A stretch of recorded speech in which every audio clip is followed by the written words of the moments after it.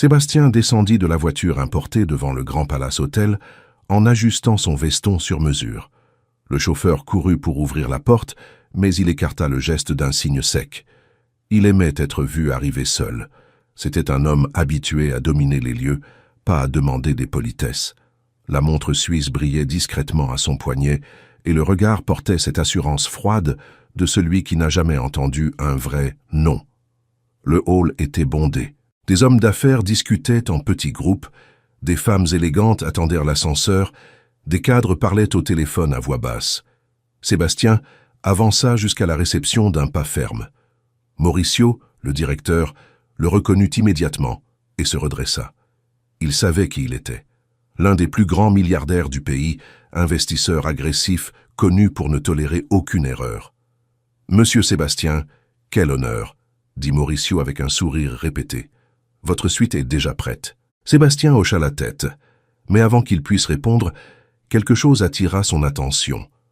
Près du comptoir, une femme en uniforme simple poussait un chariot de ménage. C'était la femme de ménage. Elle avait des mains marquées par le travail lourd et le regard baissé, concentré à ne pas gêner le flux des clients. En passant sans le vouloir, le chariot effleura légèrement le pied de Sébastien. « Fais attention, femme », lança-t-il, assez fort pour que tout le monde entende. « Ce n'est pas un endroit pour les maladroites. » La femme de ménage s'arrêta net. Son visage rougit de honte. « Excusez-moi, monsieur », dit-elle à voix basse. C'était sans le vouloir. Certains clients observèrent la scène en silence. D'autres détournèrent le regard, faisant semblant de ne rien remarquer. Mauricio s'approcha rapidement.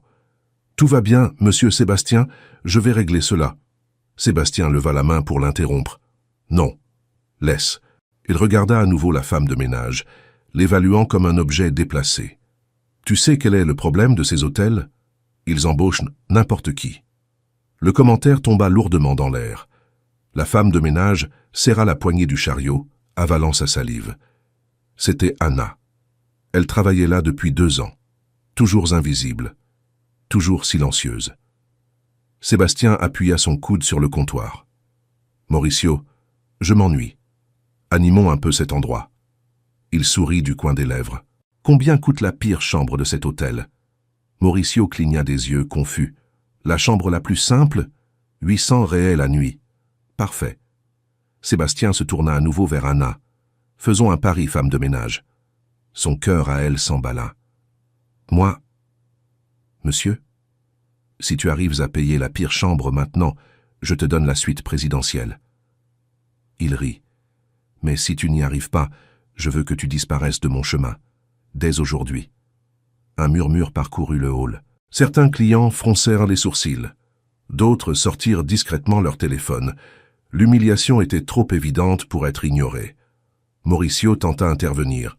« Monsieur Sébastien, ce n'est peut-être pas approprié. »« Tais-toi, Mauricio, » coupa-t-il. « Ou tu veux perdre ton emploi ?»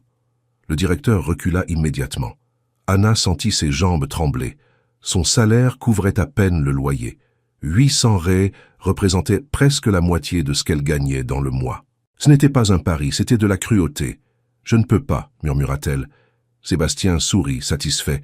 « Je le savais. » Il se redressa. « Alors dégage de mon chemin. » Quelque chose changea à cet instant. Anna inspira profondément et leva la tête. Pour la première fois, elle regarda Sébastien dans les yeux. Il n'y avait pas de colère. Il y avait de la fermeté. « J'accepte le pari, » dit-elle, surprenant tout le monde. Le silence fut immédiat. « Quoi ?»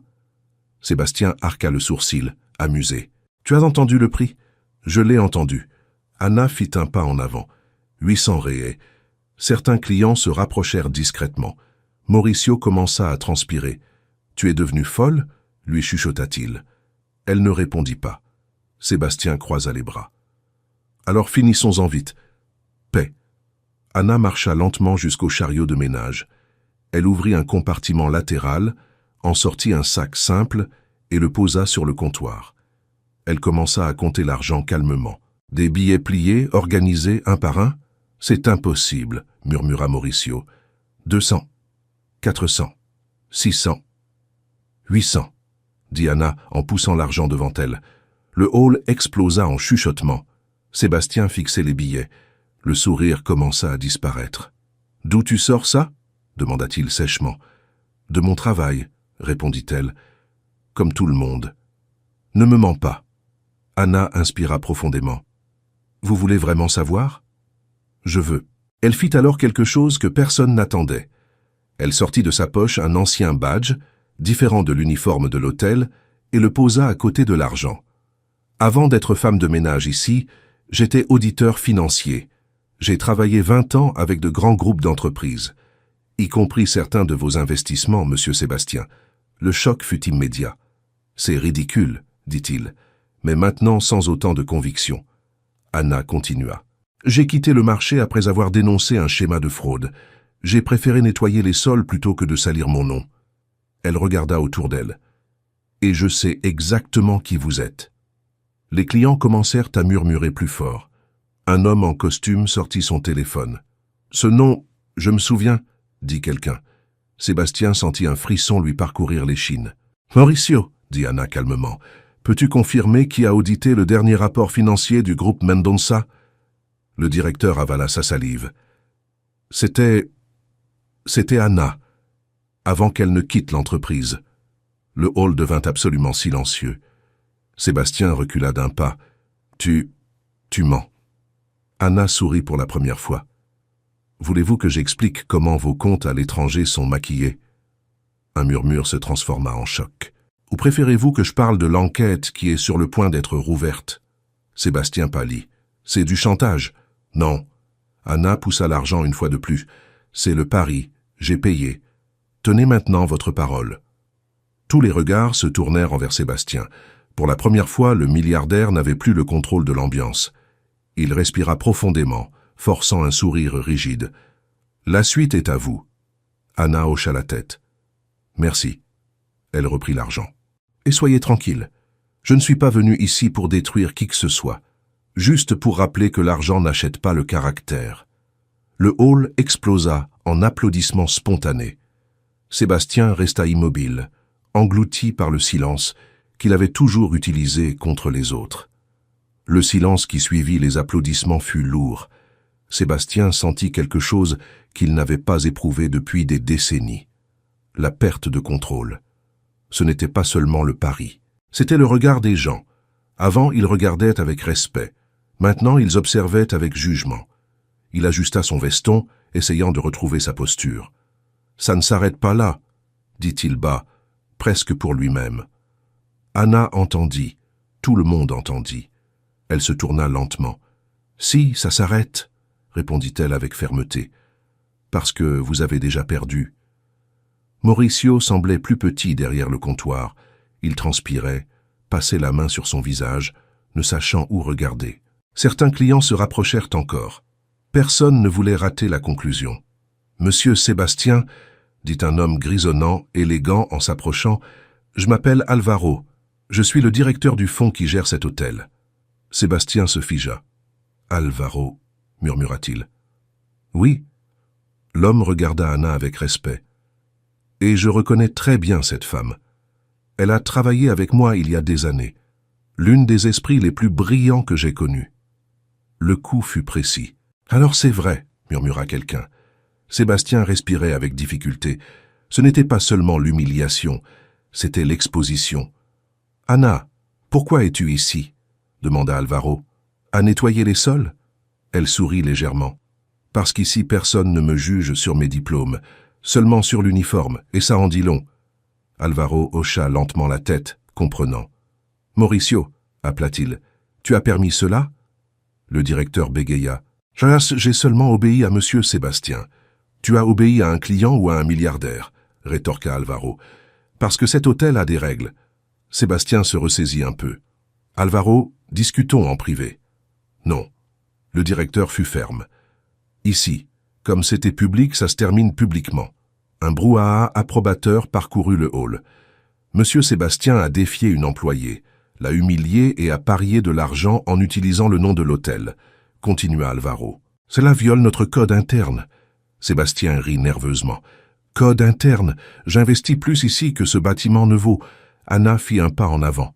Et même ainsi, ça n'achète pas la dignité. Le silence revint, encore plus lourd. « Monsieur Sébastien, » dit Alvaro, « je vais devoir vous demander de quitter l'hôtel aujourd'hui. » Le choc fut collectif. « Tu es devenu fou ?» explosa Sébastien. « Non. » Alvaro resta calme.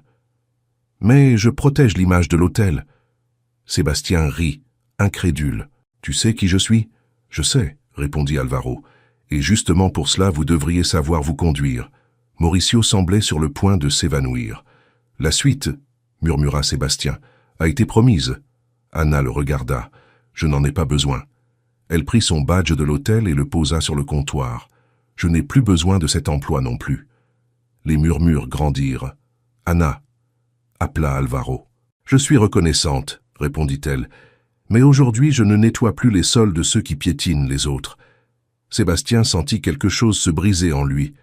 Pour la première fois, il n'avait ni argument, ni menace, ni argent pour résoudre la situation. « Ça va vous coûter cher, » chuchota-t-il. Anna sourit, sereine. « Ça a déjà coûté. » Elle s'approcha de lui. « Seulement pas à moi. » Alvaro se tourna vers les clients. « Je vous prie d'excuser cet incident. » L'hôtel se positionne clairement contre toute forme d'humiliation. Les applaudissements revinrent, plus forts. Sébastien se tourna, vaincu. Il marcha jusqu'à la porte sans regarder en arrière. L'homme qui était entré en imposant le silence sortait maintenant accompagné de chuchotements. Mauricio resta immobile. « Quant à toi, » dit Alvaro, « tu seras suspendu immédiatement. » Mauricio baissa la tête. Il ne discuta pas. Il ne pouvait pas. Anna prit son sac simple et se dirigea vers la sortie. Avant de franchir la porte, elle se tourna une dernière fois. « Je n'ai fait taire personne avec des cris, » dit-elle à voix haute. « J'ai seulement laissé la vérité parler. » Le hall resta dans un silence respectueux. Elle sortit.